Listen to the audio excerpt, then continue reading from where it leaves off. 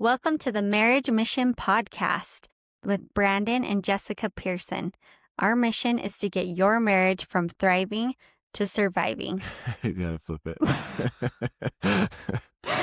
Our mission is to get your marriage from surviving to thriving. Today, we're going to give you the 3 worst pieces of marriage advice that someone could give you and that I think people actually did give us. Do you want to start us off? Yep. So the first one is never go to bed angry at each other. So when we were first married, I feel like I heard this from several people, and they would say, don't ever go to bed angry or upset or frustrated with each other. And so we took that to heart, I feel like, in the beginning of our marriage. And I feel like there were nights where over something really small, we were, up at midnight and we were both really tired, and we would just be arguing about something that didn't even matter. And because we felt like we couldn't go to bed mad at each other, we just keep hashing it out until we were even more frustrated about something that didn't even matter. And we'd go to bed, we'd wake up the next morning and be like, why were we even arguing about that? That was so dumb. And over the years, I feel like we came to realize that it was so much better if we would just go to bed. If if there was something little that we were kind of both frustrated about, it was okay to sleep on it, to let ourselves go to sleep. We were tired, get some rest. We'd wake up in the morning, and usually always, unless it was like a big problem or, a major concern, almost always in the morning, we would just resolve it. Just say, yeah, I'm sorry I did that. And we would just move on. Yeah. And I feel like going to bed was the right thing to do. Yeah, it's kind of like negotiating with a toddler when they've missed their nap. I feel like we had to learn that there's better times to talk about things. And yeah, I think that's so true. We had so many nights, I remember, of us just arguing about who knows what. And I think it's important to think about all aspects. Like, are you, tired? Have you not eaten lunch? And strategically pick the times you want to talk about something, because so many of the times it just doesn't matter later. So I agree. That was one of the worst. And it was funny. We really did take it to heart. And I think it was more than one person. I think multiple people said that to us. Didn't we have like a jar of marriage advice or something? A bridal shower or in our wedding book or something like that? Yeah. But yeah, we were trying to be so good and I'm sure work it out before we fell asleep. Okay, the second one is don't change for your spouse. So I think that is the worst advice. I think that marriage is one of those things that makes you change for the better. And I'm such a better person. I'm such a happier and fuller person now that I'm married than I ever was when I was single. And it doesn't mean I'm oppressed or that I'm controlled, or same with you. But being able to change and grow with your spouse is such a beautiful thing. I feel like when you get married, you're going to grow either way. You can grow apart or you can grow together. So we had a couple things like that. First being, Brandon loves football. He loves watching football. And to give you guys a little bit of a background, Brandon has 3 brothers. So there's 4 brothers altogether. I have 3 sisters and 1 brother on the end, but he wasn't much of a sport guy. And neither was my dad. I mean, my dad played football, but he didn't. He never watches it. Yeah. So anyways, when we got married and Brandon wanted to watch football, and it probably wasn't even a lot compared to some people, but to me, I felt like that is such a waste of time. The games are so long, and I just was like, why are we doing this? And it took me a long time to come around, but I actually love it now. And we have so much fun. And I'm one of those ladies now that has a football tray and a couple of them. And for snacks during the football games. And we have our team, BYU, and we watch every single one of their games. We don't miss. And if someone would have asked me if I would have done that when I was younger, I would have laughed, because I never watched it. Every season, every year, Brandon has to re-explain it to me. But it's just been so fun. It's fun for our kids. It's fun for our family. But I just think about if I just had decided okay, you can like football, that's fine.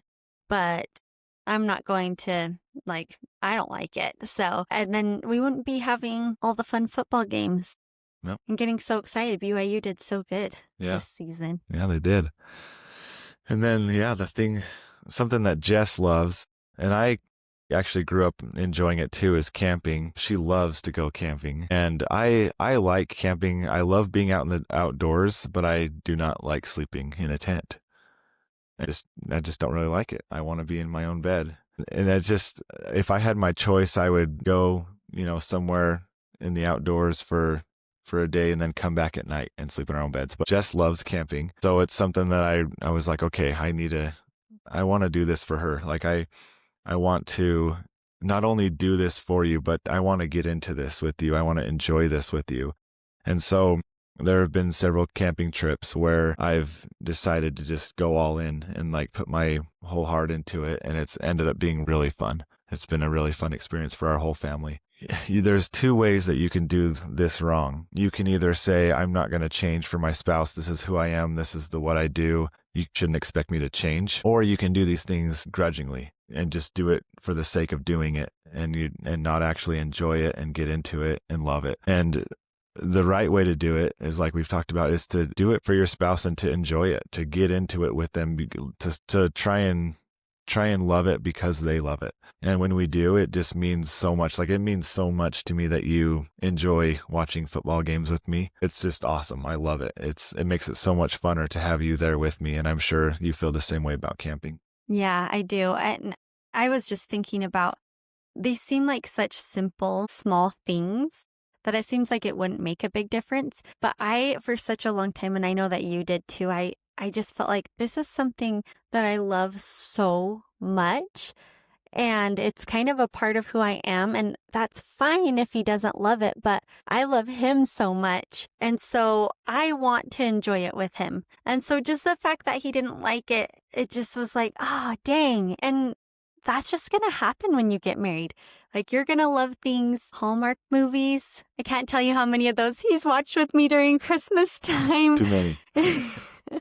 And yeah, there's lots of different things. But the crazy thing is I feel like you literally can change. Yeah. I did not like football at all. I genuinely look forward to it. I genuinely look forward to fall and watching football together. I look forward to March Madness, making our brackets together, and our kids, we all get involved. And it's so easy to think sometimes, this is who I am, and like, that's the end of the story. And yeah, I can do it for them, but you can find the beauty in anything. Yeah. I feel like. And I feel like it's so contrary to what the rest of the world says. I feel like I see all the time online advice like, you do you, don't expect your spouse to change, don't change for your spouse. And it just doesn't make sense to me.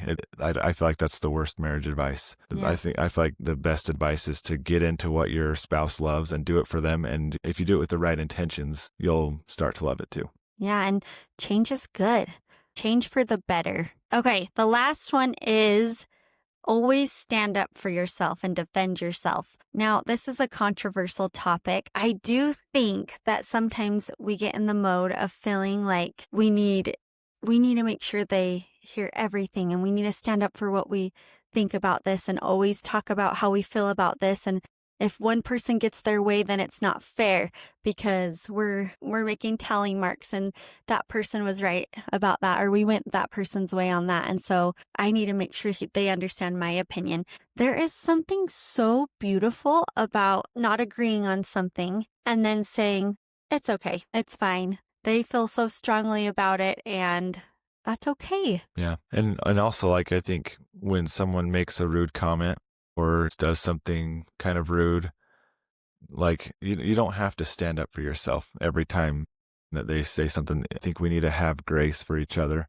Yeah, and just don't say, sweat the small stuff. Yeah, if your spouse says something to you that kind of is rude, I think it's important to just to let it go, unless there's something deeper there and it's something you really want to bring up and talk about. I think it's important to let things go and not feel like you have to stand up for yourself and defend yourself on everything.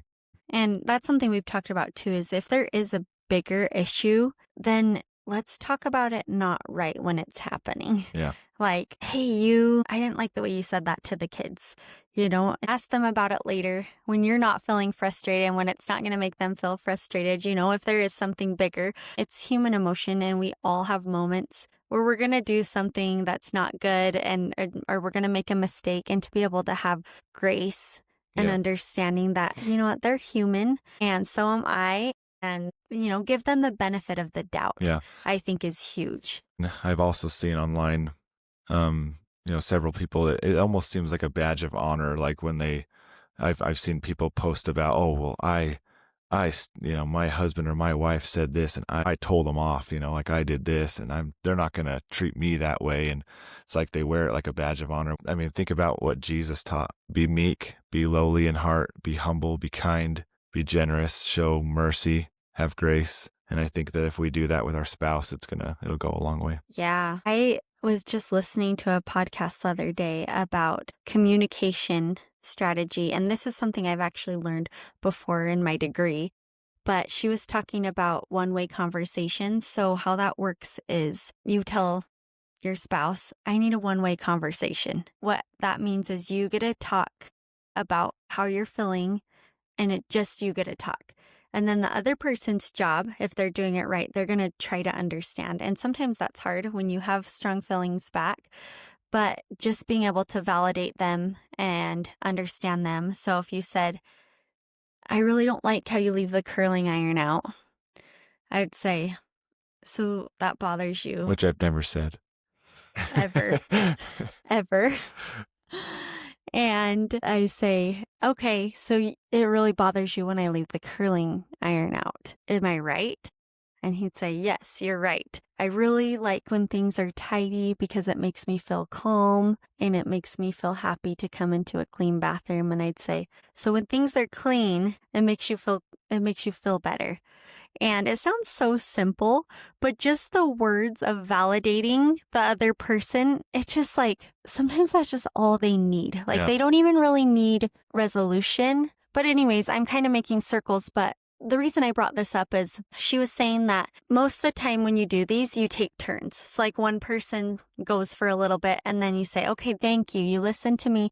Now I'll listen to you on your side, where I might say like, well, I got all 4 kids ready and then someone had a poopy diaper and then, whatever it might be. But she was saying that after her husband finishes how he's talking, then so much of the time, she doesn't even feel like she needs to talk anymore. Even though her points are valid, if she really does soften her heart and listen to what he has to say, then that's sometimes enough. Yeah. And I think that is so special and so sweet.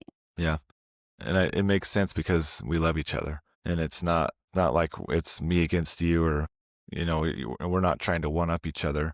I think when we really understand each other and understand where we're coming from, then it helps us soften our heart, and we want to be a better husband and a better wife for each other. So it makes sense. Okay, is that it? That's it. Those are the worst pieces of marriage advice that you can and probably will get. Yeah, so don't ever do those.